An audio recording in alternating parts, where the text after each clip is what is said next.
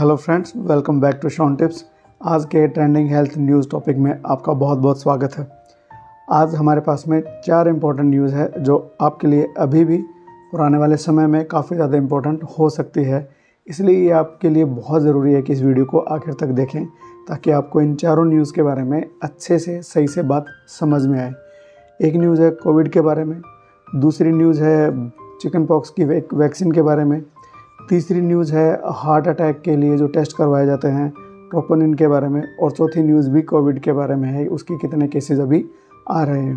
तो आपके लिए काफ़ी इंपॉर्टेंट वीडियो होने वाला है, सो इस वीडियो के आखिर तक जुड़े रहिए। सो जो पहली न्यूज़ है वो कोविड के बारे में ये है कि अभी जो कोविड के केसेस आ रहे हैं, ख़ास तौर से छोटे बच्चे जो 1 साल से छोटे बच्चे हैं, इन्फेंट जिनको कहते हैं हम लोग, इन्फेंट्स के अंदर एक इम्पॉर्टेंट जो लक्षण है वो काफ़ी ज़्यादा देखा जा रहा है।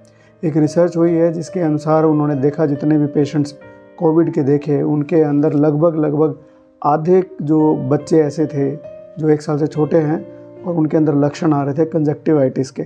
जो कंजक्टिवा होती है, जो हमारी आँख का जो ये वाला जो हिस्सा होता है अंदर की तरफ, इसको कंजक्टिवा बोलते हैं।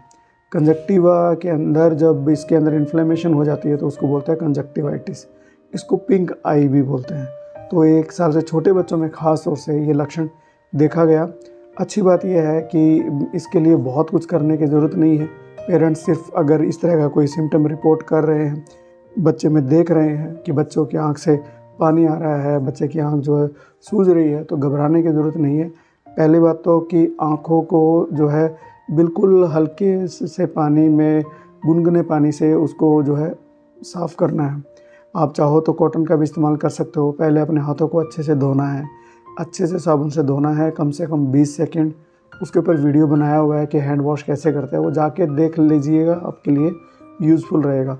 उसके बाद में कॉटन्स की बॉल बनाइए, हल्के गुनगुने पानी में बर्तन को भी धो के कॉटन्स की बॉल बनाइए और उसको, उस बॉल्स को, छोटे छोटे बॉल्स को उसके अंदर डाल लीजिए। फिर उन बॉल्स को एक एक करके उठाइए, थोड़ा सा निचोड़िए और आँख को अंदर के से लेके बाहर की तरफ रब करना है। ऐसा नहीं है कि उसको ऐसे ऐसे रब नहीं करना, अंदर से बाहर की तरफ हल्का हल्का साफ़ करना, रगड़ना नहीं है। तो ये तरीका होगा आँख को साफ़ करने के लिए। बच्चों को हल्का फुल्का माइल्ड फीवर आ सकता है, उसके अलावा जॉइंट पेन या थकान जैसी इस तरह की प्रॉब्लम बच्चा जो है प्रेजेंट कर सकता है। अच्छी बात यह है कि अभी जो है बहुत ज़्यादा हैवी मेडिकेशन देने की ज़रूरत नहीं पड़ती है। सिंपल जो होम बेस्ड जो है मैनेजमेंट भी की जा सकती है। आप डॉक्टर से कंसल्ट कीजिए, उसके बाद में जो ट्रीटमेंट बताते हैं वो अपने घर पे भी उसको मैनेज कर सकते हैं। कोई बहुत ज़्यादा सिम्टम जो है सीवियर अभी बच्चों में देखे नहीं जा रहे हैं। सो ये तो था पहला न्यूज़ कंजक्टिवाइटिस के बारे में कि कंजक्टिवाइटिस के सिम्टम छोटे बच्चों में काफ़ी ज़्यादा देखे जा रहे हैं जो जिनको कोविड की इन्फेक्शन हो जाती है। सो पहली न्यूज़ तो ये थी। दूसरी न्यूज़ है वो न्यूज़ है शिंगेल के बारे में। जैसे कि आप लोगों ने चिकन पॉक्स के बारे में सुना होगा। चिकन पॉक्स में जो दाने निकलते हैं, तो बहुत बार तो वो चिकन पॉक्स के दाने निकलने के बाद में ठीक हो जाते हैं, लेकिन कभी कभी जब आपकी इम्यूनिटी कमज़ोर हो जाती है या बड़ी एज में जाके उस जहाँ पर आपको किसी न किसी नर्व के अंदर वो वायरस है, वेरिसेला जोस्टर वायरस जो है, वो वहीं पर शांत पड़ा रहता है और वेट करता है कि इम्यूनिटी कब आपकी कंप्रोमाइज़ होगी। तो जब इम्यूनिटी कंप्रोमाइज़ होती है तो वो फिर एक ऐसे फैशन में आपके अंदर जो है बड़ी एज में जाके वो वायरस जो है फिर से एक्टिवेट होता है। और एक्टिवेट होता कैसे? आपकी नर्व जो होती है, जो नर्व का जो पैटर्न होता है हमारे बॉडी में, इधर से लेके इधर तक चलेंगे, उसके साथ साथ जो है वो जो है रैशेस डेवलप होना शुरू हो जाते हैं, दाने बनते हैं। कई बार वो दाने ठीक हो जाते हैं दवाई लेने से, लेकिन उसके बाद में भी वो नर्व में काफ़ी दिन तक आपको परेशान करता रह सकता है। इसको बोलते हैं पोस्ट हर्पेटिक न्यूरोलजिया, यानी कि नर्व का पेन जो है काफ़ी सीवियर होता है और ये काफ़ी ज़्यादा परेशान करता है। और इसी को प्रिवेंट करने के लिए जब बुज़ुर्गों में ये बहुत ज़्यादा प्रॉब्लम देखी जाती है, इंडिया में एक सर्वे करवाया गया, देखा गया कि 40 की उम्र तक पहुँचते लगभग 90% लोगों में वेरिसेला जोस्टर वायरस देखा गया इनएक्टिवेटेड फॉर्म में, जो बाद में काफ़ी लोगों में कन्वर्ट हो जाता है कि उसके अंदर पोस्ट हर्पेटिक न्यूरोलजिया होता है, नर्व में पेन होता है। इसको प्रिवेंट करने के बहुत सारे तरीके जो है वो कोशिश करती रही है फार्मास्यूटिकल कंपनीज़ और जो बड़े बड़े रिसर्चर, लेकिन अभी ग्लैक्सो स्मिथ क्लाइन बीचम ने इसके लिए एक वैक्सीन निकाली है जो कि नॉन लाइव रिकम्बिनेंट वैक्सीन है और वैक्सीन का नाम है शिंगरिक्स। शिंगरिक्स मतलब कि शिंगेल जिसको बोलते हैं, जो उससे प्रिवेंट करने के लिए इस वैक्सीन को अप्रूवल मिला है इंडिया के लिए।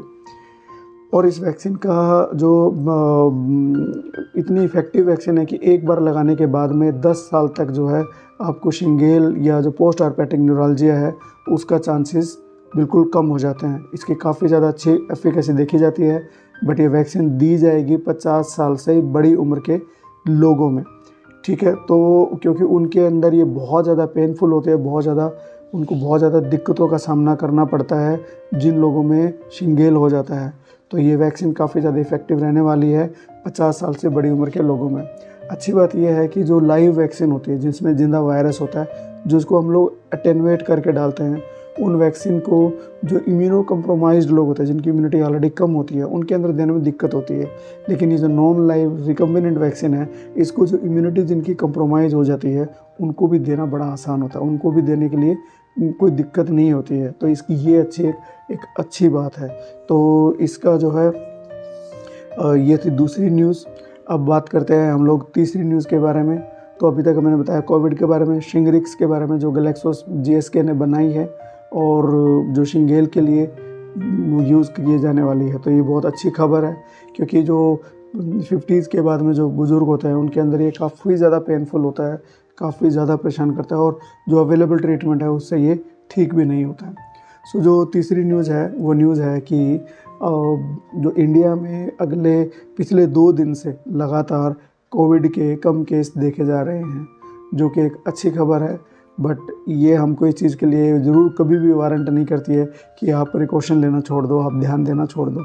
अगर आप भीड़ भाड़ वाली जगह पे जा रहे हैं तो आपको ड्यू प्रिकॉशंस लेने की सख्त ज़रूरत रहेगी। अभी जो सिम्टम्स आ रहे हैं बहुत ही ज़्यादा सीवियर, इस तरह के सिम्टम्स रिपोर्ट नहीं हो रहे हैं। अगर आप में कोई सिम्टम आ रहा है तो बस इतना ध्यान ज़रूर रखना है कि आपकी वजह से दूसरों को, खासतौर से आपके बुज़ुर्गों में जिनकी इम्यूनिटी कम होती है, उनमें वो चीज़ ट्रांसमिट ना हो। सो ये तीसरी न्यूज़ थी। चौथी न्यूज़ है वो बहुत इंपॉर्टेंट है। आप लोगों ने देखा होगा कि बड़े बड़े सेलिब्रिटीज़ को हार्ट अटैक के केसेस आ रहे हैं कि जिम करते हुए या लाइव कॉन्सर्ट करते हुए, इस तरह की न्यूज़ आपने काफ़ी सुनी होगी। काफ़ी बड़े बड़े सेलिब्रिटीज़ की जो है डेथ हो गई है पिछले 1-2 साल में काफ़ी न्यूज़ आ रही है ये। अब इसके बाद में लोगों में एक अलग तरह की चिंता हो जाती है कि भाई उनको भी जैसे भी हल्का फुल्का चेस्ट में पेन हुआ वो पहुंच जाते हैं हॉस्पिटल, या फिर कहीं पे यूट्यूब पे देखा और वीडियो देखने के बाद में अपना टेस्ट करवाने के लिए टेस्ट करवा लेते हैं और टेस्ट करवाने के बाद में वो नेगेटिव आता है। तो फिर अब बात यहीं पर नहीं रुकनी चाहिए। प्रॉब्लम ये है सबसे बड़ी कि आपने टेस्ट करवा लिया, नेगेटिव आया, लेकिन आपको ये पता ही नहीं है। तो लोग जो है ट्रोपोनिन टेस्ट करवा के कई बार हॉस्पिटल में जाते हैं, कई बार नहीं भी जाते हैं। तो ट्रोपोनिन टेस्ट पे एक डिटेल में वीडियो बनाया हुआ है हमने कि ट्रोपोनिन टेस्ट जो हार्ट ब्लॉक को, हार्ट अटैक को कैसे डिटेक्ट करता है, इसको कैसे देखना चाहिए। देखो, ट्रोपोनिन एक तरह की जो हमारी दिल की मसल्स होती है उन्हीं के अंदर एक प्रोटीन होता है, एक तरह का एंजाइम होता है, और वो आमतौर पे बहुत थोड़ी अमाउंट में होता है, लेकिन जिनको हार्ट अटैक आ जाता है उनमें ये वैल्यू बढ़ जाती है। अगर किसी को चेस्ट पेन हो गया, उसने ट्रोपोनिन तो ECG करवाएंगे, तो जो माइनर जो हार्ट अटैक होते हैं कई बार उनमें ECG नॉर्मल आती है, उस टाइम पे ट्रोपोनिन टेस्ट करवाते हैं। अब ट्रोपोनिन टेस्ट भी जब शुरुआत में आपको दिक्कत लग रही है तो वो नेगेटिव आता है, उसमें वो पॉजिटिव नहीं आता। इसको पॉजिटिव आने में 3 घंटे के बाद में इसके रिज़ल्ट जो है वो पॉजिटिव आएंगे, वो भी तब जब आपको जो हार्ट अटैक की प्रॉब्लम हुई होगी। ऐसा नहीं है कि एकदम से हार्ट अटैक हुआ और एकदम से आपकी डेथ हो गई। कई बार माइल्ड और हल्के फुल्के हार्ट अटैक भी होते हैं। अगर सही समय पे पता लग जाए तो आपके लिए फ़ायदेमंद हो सकता है। हार्ट अटैक के लिए लोग बहुत अलग अलग तरह के टेस्ट करवाते हैं डर के मारे, बट अगर आप ट्रोपोनिन टेस्ट करवा रहे हैं और आपने करवा लिया तो उसमें एक चीज़ समझनी होगी कि अभी आपको पेन शुरू हुआ है तो उसके बाद में वो पॉजिटिव नहीं आएगा, उसको पॉजिटिव आने में समय लगेगा 3 से 4 घंटे के बाद में। सही समय तो बोलते हैं 5 से 6 घंटे पे उसके सही रिज़ल्ट आते हैं। अगर उस टाइम पे भी वो नेगेटिव है, ECG भी आपके नेगेटिव है, तो इसका मतलब है कि वो जो हार्ट अटैक आपको नहीं था, आपको किसी और तरह का पेन हो सकता है, मस्कुलर पेन हो सकता है।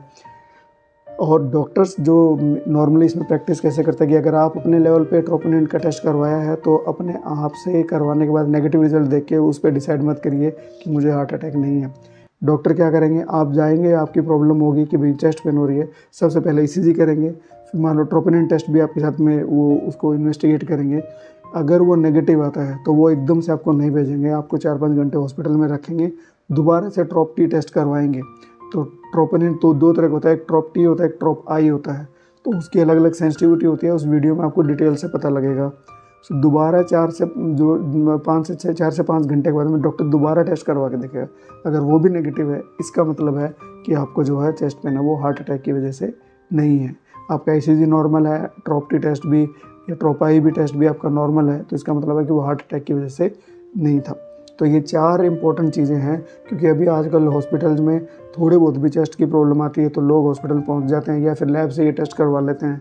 बट उसको समझना, उसको रीड करना, उसको इंटरप्रेट करना, वो बहुत इंपॉर्टेंट चीज़ है। उसके लिए आपको डॉक्टर से कंसल्ट करना चाहिए, उसके लिए आपको रिस्क नहीं लेना चाहिए। तो मैं उम्मीद करता हूँ कि आपको ये ट्रेंडिंग हेल्थ न्यूज़ जो टॉपिक है ये आपको अच्छा लगा होगा। अगर अच्छे लगे होंगे तो लाइक करो, शेयर करो, सब्सक्राइब करो, जो दिल करता है वो करो। Thank you so much.